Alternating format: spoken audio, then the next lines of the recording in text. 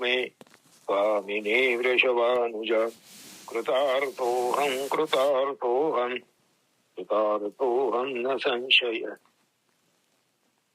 पञ्चकल्पतरुभ्यश्च कृपा सिन्धुभ्यैव च पतितानां पावनेभ्य वैष्णवेभ्यो नमो नमः।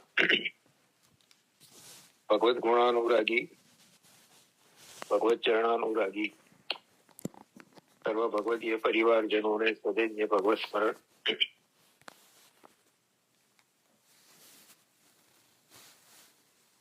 भक्ति पोषण ग्रंथ में महानुभाव श्री दयाराम भाई समग्र भक्ति शास्त्र નું નિરૂપણ ખૂબ સુંદર અને સરળ રીતે આપણા લાભાર્થે કરી રહ્યા છે.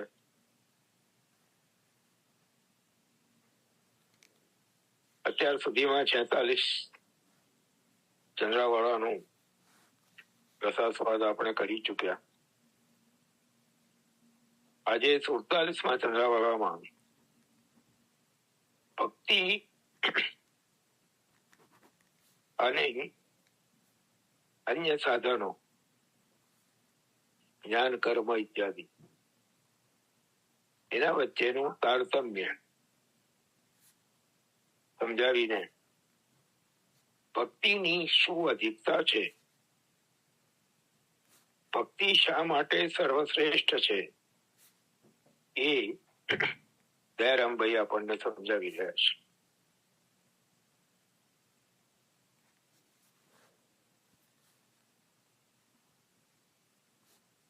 ભક્તિ નૌકા તારે સર્વને, જે કો શરણે આવે શુચિ પાપી, અન્ય સાધન દારૂ તુંબિકા, રહે સભય તરે કો કદાપી. તરે કદા બચે ગ્રાહાદિ કામાદિ ગ્રાહથી, સામર્થ્ય નહીં અણુ તારવા સાસી. વિબુધ વિચારી જુઓ નિજ મન, ભક્તિ ભલી કે સાધન અન્ય, તેવો શ્રી કૃષ્ણ કૃપા. ભક્તિ અને અન્ય સાધનોની સમુદ્ર તરવા માટેના સાધનો ની ઉપમા આપી છે. ભક્તિની શ્રેષ્ઠતા અહીંયા દયારામભાઈ બતાવી રહ્યા છે. પ્રભુ ભક્તિ એ સુદૃઢ નૌકા સ્વરૂપ છે. એ ભક્તિ રૂપી નૌકાનો આશ્રય જે લે છે એ બધાય ભલે પવિત્ર હોય અગર પાપી હોય, પરંતુ તે તમામને એ ભક્તિ રૂપી નૌકા સંસાર સાગર માંથી તારે છે, અર્થાત ઉદ્ધાર કરે છે. અને અન્ય સાધનો એટલે ભક્તિ સિવાયના જે સાધનો એ કાષ્ઠ અને તુંબડા જેવા છે. અર્થાત જેમ લાકડા અને તુંબડાનો આશ્રય કરવાથી કદાચિત કોઈ જલમાંથી બચીને બહાર આવી શકે, પરંતુ એમાં પણ એમને જલમાં રહેલા મગર વગેરે જલચર પ્રાણીઓનો ભય રહે છે. એમ જ્ઞાન કર્માધિકનો આશ્રય કરનાર કદાચિત સંસાર તરી શકે, પરંતુ એને કામ ક્રોધ લોભ મોહ મદ મત્સર વગેરેનો ભય રહે છે. અર્થાત તેથી બચી શકે તો જ સંસાર તરી શકે છે. કામ ક્રોધ વગેરેથી બચે અને તરી જાય તો પણ એ એકલું જ તરી શકે, પોતાના બીજા સાથીને બચાવવા કે પાર કરવા માટે એ સમર્થ નથી થઈ શકતો. માટે હે બુદ્ધિશાળી પુરુષો, તમે જરા પોતાના મનમાં વિચાર કરી જુઓ કે ભક્તિ ઉત્તમ કે બીજા જ્ઞાન કર્મ વગેરે સાધન ઉત્તમ. માટે કૃપાળુ શ્રી કૃષ્ણચંદ્રની સેવા કરો. કવિ શ્રી જ્ઞાન કર્મ વગેરે સાધનો કરતા ભક્તિની ઉત્તમતા દર્શાવતા જણાવે છે કે પ્રભુ ભક્તિ એ મજબૂત વિશાળ વહાણ જેવી છે અને કર્મ જ્ઞાન વગેરે સાધનો લાકડા અને તુબડા જેવા છે. જેમ સમુદ્ર તરવાની ઈચ્છાથી જે વહાણનો આશ્રય કરે એ પોતે તરી શકે છે અને પોતાના સાથીઓને પણ તારી શકે છે. પરંતુ સમુદ્ર તરવા માટે જેવો લાકડા કે તુમડાનો આશ્રય કરે છે એ તરીને પાર જતા વચમાં મગરમચ્છ વગેરે જલચર પ્રાણીઓથી બચી શકે તો જ પાર પામી શકે છે અને પાર પામી શકે તે પણ અન્યને બચાવી શકતો નથી. એમ ભગવત ભક્તિ કરનાર ભક્ત સહેલાઈથી નિર્ભય રીતે સંસાર સમુદ્રને તરી શકે છે અને પોતાના સત્સંગ દ્વારા ભક્તિરૂપી નાવનો આશ્રય કરનાર પોતાની સાથે મુસાફરી કરનારને પણ તારી શકે છે. પરંતુ જ્ઞાન કર્મ વગેરે સાધનોનો આશ્રય કરનારને કામ ક્રોધ આદિ શત્રુઓનો ભય રહે છે અને એનાથી જો કદાચિત બચે તો પોતે એકલો સંસાર સમુદ્ર કદાચ તરી શકે પરંતુ બીજાને તારી શકતો નથી. માટે કવિ કહે છે કે હે બુદ્ધિમાન પુરુષો, તમે તમારા હૃદયમાં વિચાર કરી જુઓ કે ભક્તિ ઉત્તમ કે અન્ય સાધન. માટે કૃપાળુ શ્રી કૃષ્ણચંદ્રની સેવા કરો. હવે 48મા ચંદ્રાવલામાં ભક્તિ અને અન્ય સાધનોનું ની સરખામણી મણિ અને દીપક બંને પ્રકાશ આપનારા છે એની સાથે કરીને ભક્તિની ઉત્તમતા દયારામભાઈ સમજાવી રહ્યા છે. ભક્તિ મણિ જ્ઞાન દીપ છે, ટાળે ઉભય ખરા અંધકાર. મણિ અભય યુતિ અચલ છે, દીપક ને તો ભય છે અપાર. અપાર ભય વાયુથી વામે, તૈલ પાત્ર બત્તી વર્ણ લય પામે. જ્ઞાન સભય તો અન્ય કોણ માત્ર, નિર્ભય ભક્તિ સકલ સુખ પાત્ર. તેવો શ્રી કૃષ્ણ કૃપાળ. ભક્તિ એ મણિ સમાન છે અને જ્ઞાન એ દીવા બરાબર છે. જોકે મણિ અને દીવો એ બંને અંધારાને દૂર તો કરી શકે છે, પરંતુ મણિમાં અને દીપકમાં તારતમ્ય એટલું છે કે મણિને કોઈ પ્રકારે ભય નથી. એનો પ્રકાશ અચલ છે, સ્વયંભૂ છે અને દીવાને તો અત્યંત ભય રહેલો છે. એને પવનથી ઓલવાવાનો અત્યંત ભય છે અને તેમજ તેલ, કોળિયું અને બાતી આ ત્રણમાંથી એક પણ સાધન ના હોય તો પણ દીવો નાશ પામે છે. એવી જ રીતે જ્ઞાનીને કામ ક્રોધ લોભ મોહ ઇત્યાદિનો ભય રહે છે. જ્યારે જ્ઞાનીને ભય છે તો અન્ય સાધનોને તો ભય હોય એમાં આશ્ચર્ય શું. માટે કોઈ પણ પ્રકારના ભયથી રહિત સર્વ પ્રકારે સુખ આપનારી માત્ર ભક્તિ જ છે. માટે કૃપાળુ શ્રી કૃષ્ણની સેવા કરો. વિવેચનમાં શાસ્ત્રીજી શ્રીમદ ભગવદ ગીતાનો આધાર આપીને સમજાવે છે. શ્રીમદ ભગવદ ગીતાના 12મા અધ્યાયમાં આરંભમાં જ ભગવાન શ્રી કૃષ્ણચંદ્રએ જ્ઞાની અને ભક્ત એ બેમાં ઉત્તમ કોણ એવા અર્જુનના પ્રશ્નના પ્રત્યુત્તરમાં આજ્ઞા કરી, મય્યા વેશ્ય મનોએ મામ જે નિત્યયુક્તા ઉપાસતે શ્રદ્ધયા પરયોપેતાસ તેમે યુક્ત તમામતા. સાંસારિક સર્વ વસ્તુઓમાંથી આસક્તિને છોડી ચારે તરફથી મારામાં મનને પરોવી વેદ શાસ્ત્ર અને મારા વચનો વડે હું જ પરમાનંદ મૂર્તિ પરબ્રહ્મ શ્રી કૃષ્ણ નિરંતર સર્વ ભાવથી ભજવા યોગ્ય છો એવા પૂર્ણ વિશ્વાસ વાળો જે બન્યો, ક્ષણ માત્ર પણ ન ચૂકાય એવી રીતે મારામાં જે નિરંતર ભક્તિ યોગને સાધે છે, જે ભક્તો મારી સમીપમાં રહીને મને સેવે છે, એઓને હું અતિ ઉત્તમ ભક્તિ યોગને કરનારા માનું છું. આ પ્રમાણે સ્વયં ભગવાને પણ જ્ઞાની કરતા ભક્તને ઉત્તમ માનેલા છે. કારણ કે જ્ઞાન માર્ગ તલવારની ધાર જેવો છે. એમાં ખૂબ જ સાવચેતી રાખવી પડે છે. અને ત્યારબાદ પણ ઘણા જન્મોના અંતે જ્ઞાની પ્રભુને પામે છે. પ્રભુના પોતાના શ્રીમુખના વચન ભગવદ ગીતામાં છે, બહુનામ જન્મનામ અંતે જ્ઞાનવાન મામ પ્રપદ્યતે. ઘણા જન્મો પછી જ્ઞાનીને એ જ્ઞાન થાય છે કે ભગવાનની શરણાગતિ જ એકમાત્ર ઉપાય છે. સતીશ કાકા, હા બોલો. જ્ઞાનીને પણ પછી કરવી તો પડે છે ભક્તિ જ. હા, અને પછી જ પ્રભુના શરણે જાય છે.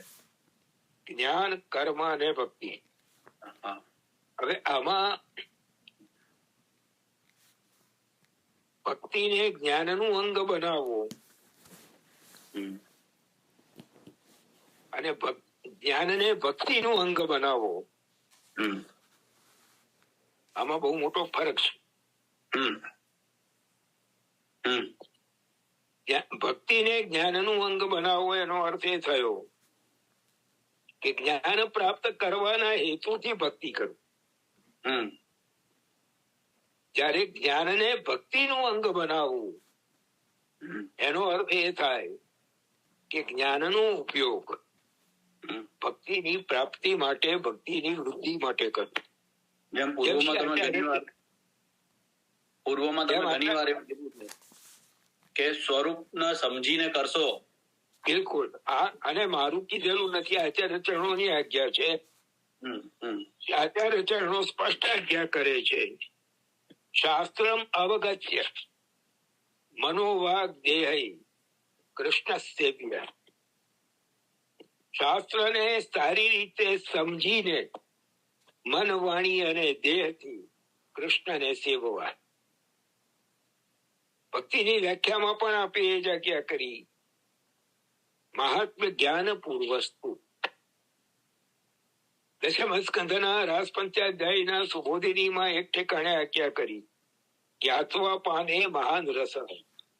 જાણીને જયારે પાન કરવામાં આવે, જેનું પાન કરી રહ્યા છે એને ઓળખીને જયારે પાન કરવામાં આવે ત્યારે જે રસની અનુભૂતિ થાય એ અન્ય રીતે નથી થતી. એટલે જયારે જ્ઞાન અને ભક્તિનું અંગ બનાવવામાં આવે ત્યારે એ જ્ઞાન નવધા ભક્તિને સિદ્ધ કરીને એને આગળ 10મી પ્રેમ લક્ષણા સુધી પહોંચાડવામાં સહાયરૂપ થાય. પણ જયારે ભક્તિને જ્ઞાનનું અંગ બનાવવામાં આવે ત્યારે એ ભક્તિ કેવલ જ્ઞાનનું જ ફળ આપશે, ભગવત ફળ નહીં આપે. એ જ રીતે કર્મમાં પણ. હા બોલો. મેં કોઈ જગ્યાએ વાંચ્યું છે કે જે કોરા જ્ઞાની છે, પ્રભુ કહે છે કે એવાથી તો હું કોસો દૂર રહું છું. એમ કે પ્રભુ એને તો જલ્દી પ્રાપ્ત થતા જ નથી. એ અહંકાર વધારે છે. હા, એ અહંકાર વધારે છે. હા. અને આજના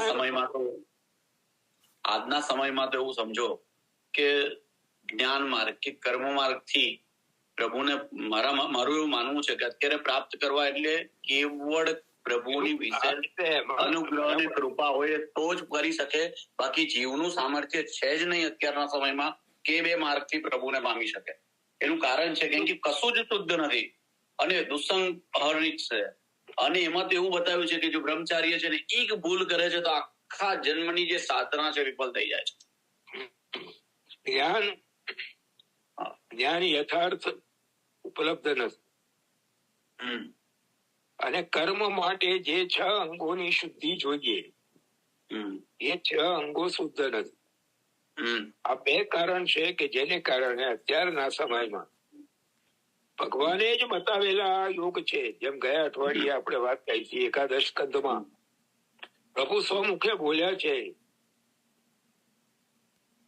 યોગાસ્ત્રયો માયા પ્રોક્તા નૃણાંશે વિદિત્સયા જ્ઞાનમ કર્મ ચ ભક્તિશ્ચ નોપાયોન્યોસ્તિ કરહિ છે. આ 3 યોગ પ્રભુએ જ પ્રગટ કર્યા છે, જુદા જુદા પ્રકારના અધિકારી માટે પ્રગટ કર્યા છે.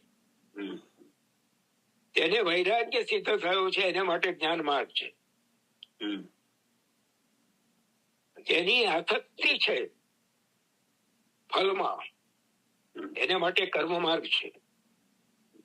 અને જે અતિશય વૈરાગ્ય વાળો પણ નથી અને અતિશય આસક્તિ વાળો પણ નથી એને માટે ભક્તિ માર્ગ છે. આ પણ સ્પષ્ટતા 11મા સ્કંદમાં પ્રભુએ સ્વયં ઉદ્ધવજીના સન્મુખ કરી છે. ચાલો. પણ સતીશ કાકા, અત્યારે તો એવું છે કે ભક્તિને સાધવી પણ કઠિન છે. કલૌ ભક્ત્યાદિ માર્ગાદિ દુસ્સાધ્યાય મેં મતિ સ્પષ્ટ આચાર્ય કરે છે. ભક્તિ આદિ માર્ગો કલિયુગમાં દુસ્સાધ્ય છે. મતિ છે એમ શ્રી આચાર્ય ચણાક્ય કરે છે. એટલા માટે શાસ્ત્રમાં બતાવેલા ભક્તિ માર્ગ થી વિલક્ષણ આ નિર્ગુણ ભક્તિ માર્ગ પૃથક શરણ માર્ગોપદેષ્ટા એ આપે પ્રગટ કર્યું.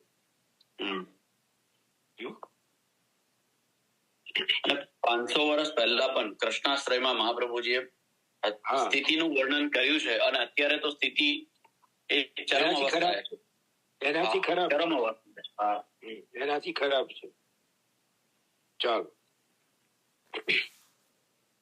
માટે જ ભાગવત સ્કંદ 10 અધ્યાય 32મા શ્લોકમાં દેવતાઓ કહે છે, હે અરવિંદાક્ષ, હે કમલ નયન, કેટલાક પોતાના મનમાં મુક્તપણાનું અભિમાન રાખનારા છે.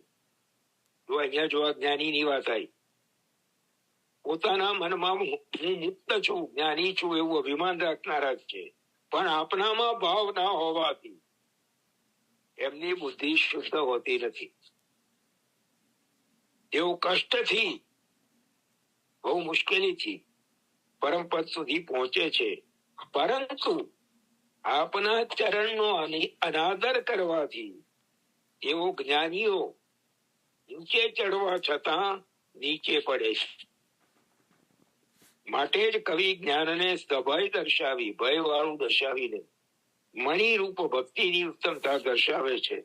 માટે શ્રી કૃષ્ણની સેવા કરો.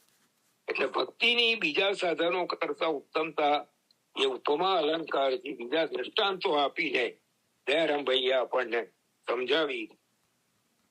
આ 2 ચંદ્રાવલાનો આજે આપણે રસાસ્વાદ કર્યો. હવે ગયા અઠવાડિયે જે આપણે વિચાર્યું હતું અને નિર્ણય કર્યો હતો, બહુ સુંદર. અને એમાં પણ તમે જે અત્યારે વિચાર્યું કે દ્વારકેશ અષ્ટકમ અને રાધિકાસ્ત્રવન, જે સરકારશ્રીની બહુ સુંદર બે અને સમન્વય સાથે બહુ જ આનંદ આવતો સતીશ કાકા હતો. પછી સોનામાં સુગંધ પણ એવું કહેવાય ને, એમાં એવું છે કેમ કે નિવેદન કરીએ, વિનંતી કરીએ કે આપ શ્રી કૃપા કરીને આપ શ્રીની વાણીને હૃદયમાં બિરાજીને સમજાવે, અંતરનો પ્રકાશ કરે. પણ સતીશ કાકા, હા બોલો. ક્રમમાં આગળ વધીએ ને એ પહેલા મારી એક વિનંતી એવી છે કે રક્ષાનો જે ક્રમ છે, આપણે ભલે પરમ દિવસે પ્રભુને કહીશું, રક્ષાનો જે ક્રમ છે પ્રભુને અંગીકાર કરાવીએ છે રક્ષા આપને, એની પર થોડુંક પ્રકાશ કરો. અને આ જેની દાદાની આજ્ઞા થઈ છે તમને, રીત અને પ્રીત બેઉ સચવાય, એ વિશે પણ થોડુંક કહી દો. એટલે વૈષ્ણવનો શું છે, કદાચ કોઈ મેસેજ જોયો ના જોયો તો આ 3 દિવસ પહેલા જ આપશ્રીને વિનંતી કરીને આપશ્રી પાસેથી આજ્ઞા પ્રાપ્ત કરીને એ સૂચના પ્રસારિત કરી છે બધા જ ગ્રુપમાં. વૈષ્ણવોએ વાંચી હશે એવી આશા રાખું છું. રક્ષાનો ક્રમ પવિત્ર અને રક્ષા ભદ્રા કાળમાં ભદ્રા કરણ જયારે પંચાંગના પ્રમાણે ચાલતું હોય ત્યારે પ્રભુના અંગીકાર કરાવાતા નથી, કારણ કે એ સમય અશુભ ગણાય છે. એટલે અને આવતીકાલે બપોરે 1:30 વાગ્યા સુધી ભદ્રા ચાલે છે. 1:30 વાગે ભદ્રા કાળ પૂરો થાય છે. હવે 1:30 વાગ્યા સુધી આપણે ત્યાં તો પ્રભુનો સેવાનો ક્રમ ચાલતો હોતો નથી. એટલે આપણે રક્ષા ક્યારે ધરવી એના વિશે ઘણા વૈષ્ણવોની મૂંઝવણ હતી. કેટલાક વૈષ્ણવો મને ફોન કરીને પણ પૂછ્યું. એટલે હવે આમાં અધિકાર મારો નિર્ણય લેવાનો છે નહીં. એટલે આપશ્રીના ચરણોમાં નિવેદન કરીને વિનંતી કરી આપશ્રીએ કૃપા વિચારીને જે આજ્ઞા કરી છે, આવતીકાલે પ્રભુને રક્ષા ધરવાની નહીં, પણ પ્રભુના સન્મુખ રક્ષા પધરાવી જવું. એટલે રક્ષાનો ક્રમ રીત સચવાઈ જાય અને પ્રીત સાચવવા માટે પરમ દિવસે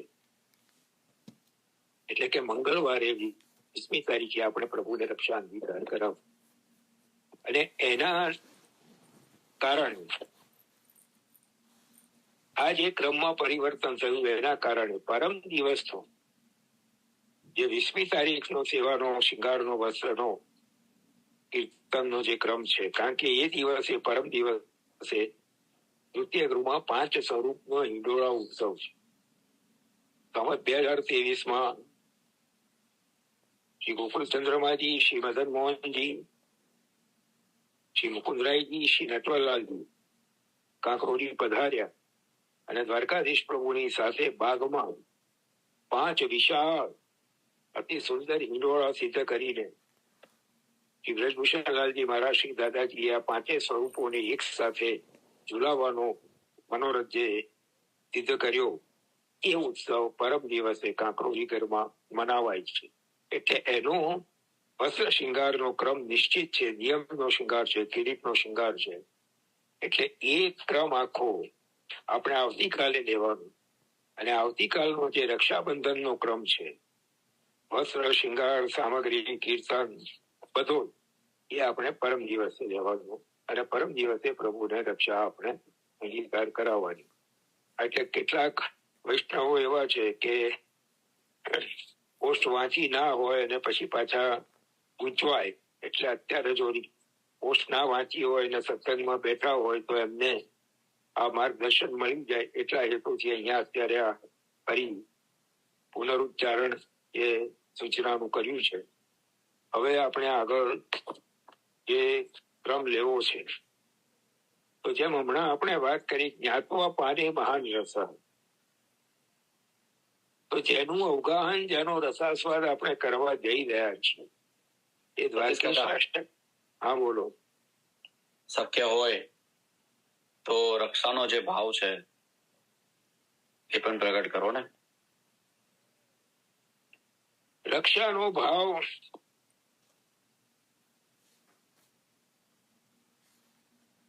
આમ તો ગજલીલા સાથે રક્ષાનો કોઈ સંબંધ દેખાતો નથી, પરંતુ મોટાઓએ એવા ક્રમ જયારે નિર્ધારિત કર્યો છે ત્યારે પ્રભુને રક્ષા પણ અંગીકાર કરાવવાનો ક્રમ તેવા ક્રમમાં બની લીધો છે, સંમેલિત કરી લીધો છે. 2 પ્રકારના કીર્તન મળે છે. બહેન સુભદ્રા બાંધત રાખી ભલા ઋષિ ગોપાલ કે. હવે આ કીર્તન ઉપર જો વિચાર કરીએ તો સુભદ્રાજીનું તો પ્રાગટ્ય પ્રભુ મથુરા પધાર્યા પછી થયું છે. તો વ્રજલીલામાં બહેન સુભદ્રા બાંધત રાખી ક્યાંથી આવે? અને બીજો પ્રકાર કીર્તનમાં એવો મળે છે, માત જશોદા બાંધત રાખી બલા ઋષિ ગોપાલ કે. એ વ્રજલીલાનો પ્રકાર દેખાય છે. રક્ષા વાત્સલ્ય ભાવથી જોઈએ તો પોતાના લાલને કોઈની નજર ના લાગે, પોતાના લાલને અસુરના ઉપદ્રવો કોઈ નુકસાન ના પહોંચાડે. એ ભાવથી નંદાલયમાં માતૃચરણ શ્રી યશોદાજી પ્રભુના શ્રી હસ્તમાં રક્ષા બંધે છે. માધુર્ય ભાવથી જો વિચારીએ તો શ્રી ગોપીજનો પ્રભુની પાસે ચિરમ પાહિતી બાલકે નંદ મહોત્સવમાં જયારે દર્શન કરવા શ્રી ગોપીજનો પધાર્યા અને સુતિકા ગૃહમાં યશોદાજીના ગોદમાં પોડેલા પોતાના પ્રાણ પ્રેષ્ઠના મુખારવિંદને નિરખીને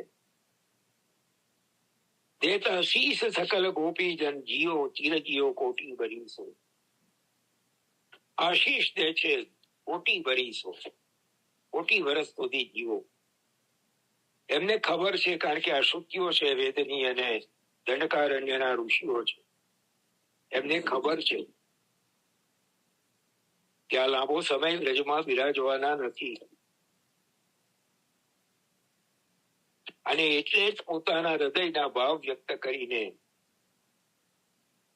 ભાગવતકાર કહે છે ચિરમ પાહી તી બાલકે. ગોપીજનો આશીષ આપે છે, ચિરમ પાહી, બાળકને આશીર્વાદ આપે છે. હવે બાળકને આશીર્વાદ કેવા આપે છે? ચિરમ પાહી, ઘણા લાંબા સમય સુધી અમારી રક્ષા કરો.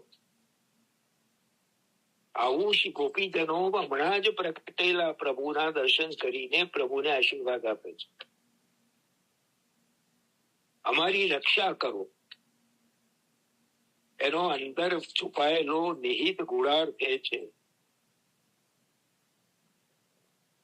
કે કલ્પોથી જે મનોરથો સેવ્યા છે એને પૂર્ણ કરો.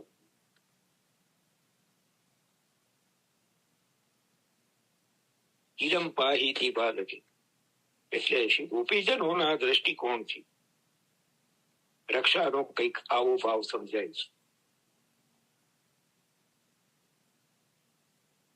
આપણે આપણા પ્રભુને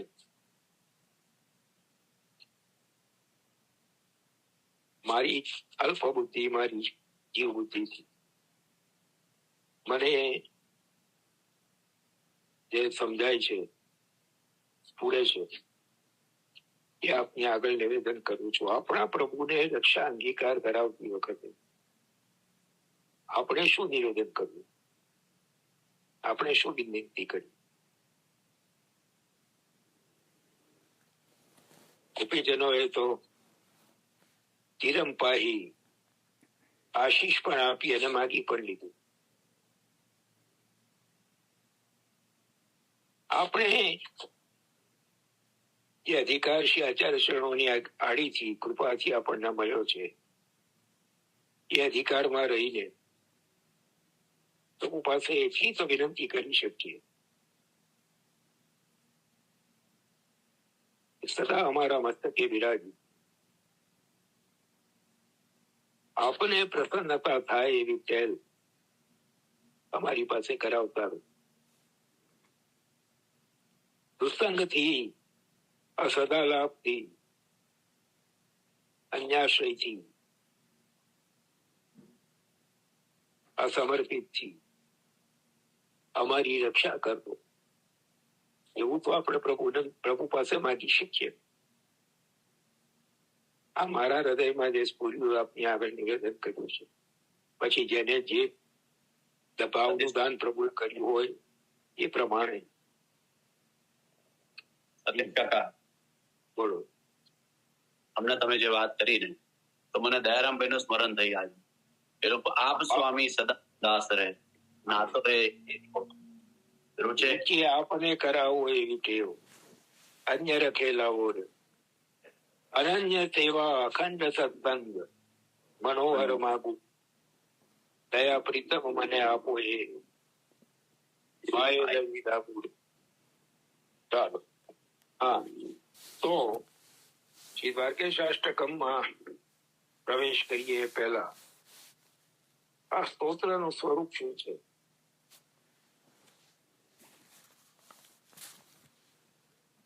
અસંખ્ય સ્તોત્રો આપણે ત્યાં અનેક મહાનુભાવોના શ્રી આચાર્ય ચરણોથી લઈને અનેક મહાનુભાવોના રચેલા આપણી પાસે ઉપલબ્ધ છે.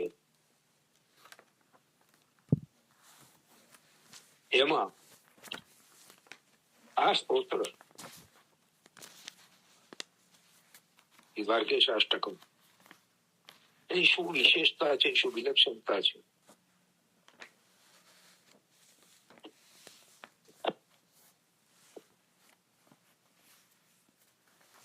આપશ્રીએ આ જીવ ઉપર કૃપા કરીને હૃદયમાં બિરાજીને જે આ સ્તોત્રનું સ્વરૂપ પ્રકાશિત કર્યું છે એના અનુસાર એ સમજાયું છે કે જેમ એ સર્વોત્તમ સ્તોત્ર મંત્રાત્મક છે, એ પુરુષોત્તમ સહસ્ત્ર નામ સ્તોત્ર મંત્રાત્મક છે, એમ આ શ્રી દ્વારકેશાષ્ટકમ પણ મંત્રાત્મક છે. મંત્રાત્મક છે તો મંત્રના 6 લક્ષણ જોઈએ.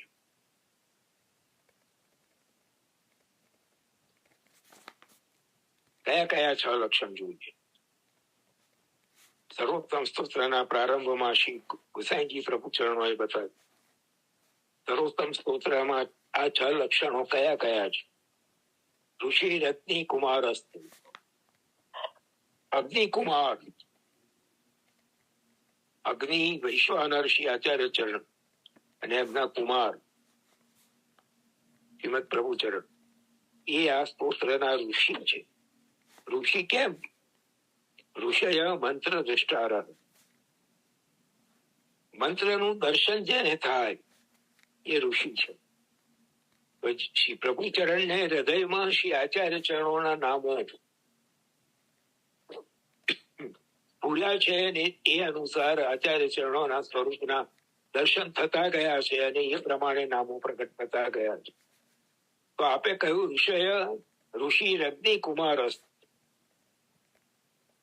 સર્વોત્તમ સ્તોત્રના ઋષિ અગ્નિકુમાર શ્રી ગુસાઈજી છે.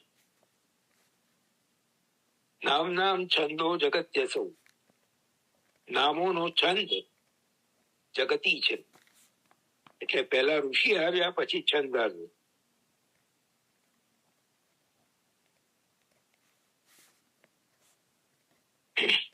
શ્રી કૃષ્ણાસ્યમ દેવતા છે.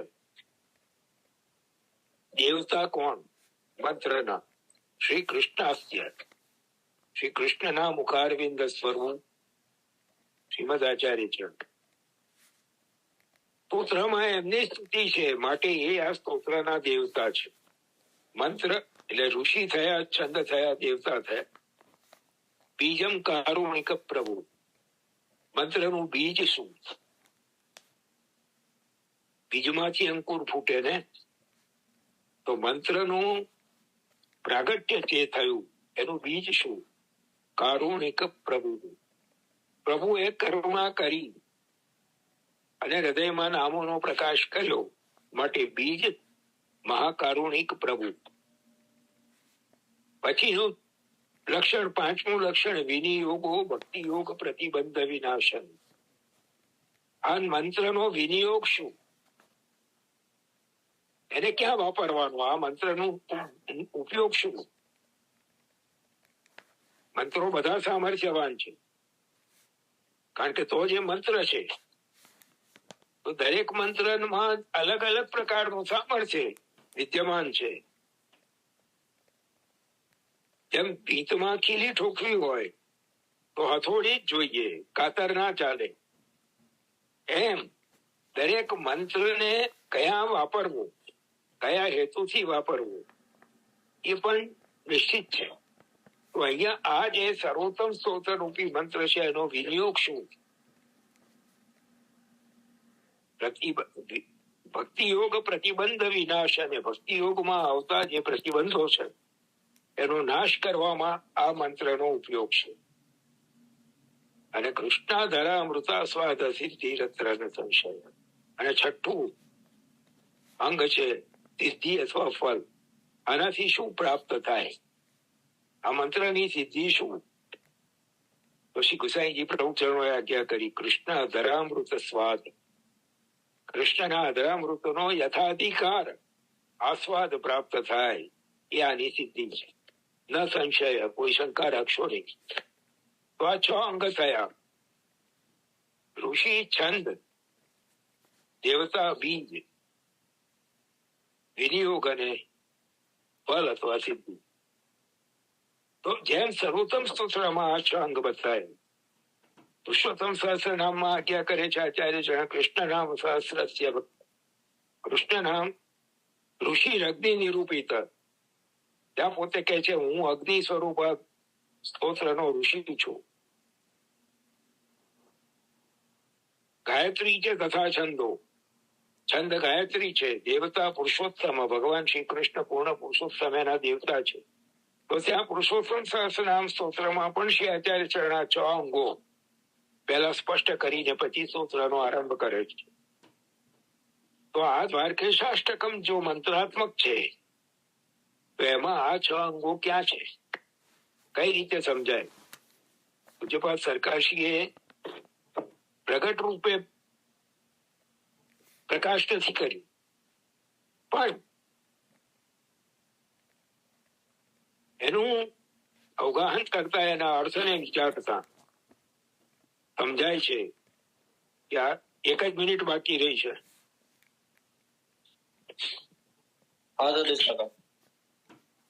એક જ મિનિટ બાકી રહી છે. આપણે આપણા બ્રેક પછી ફરી પાછા જોડાઈ જવાનું છે. ભાઈ લિંક આપી દીધી છે ને બીજી? હાલો, લિંક આપી દીધી છે ને? હા તુષારભાઈ, મૂકી દીધી છે. મૂકી દીધી છે ને? બસ. એટલે આપણે વાત કરતા હતા તો આ 6 અંગો આપી એક નિહિત રૂપે અંદર સમાવિષ્ટ કરેલા છે. અને જયારે સ્તોત્રનું અવગાહન કરીએ, એના અર્થનો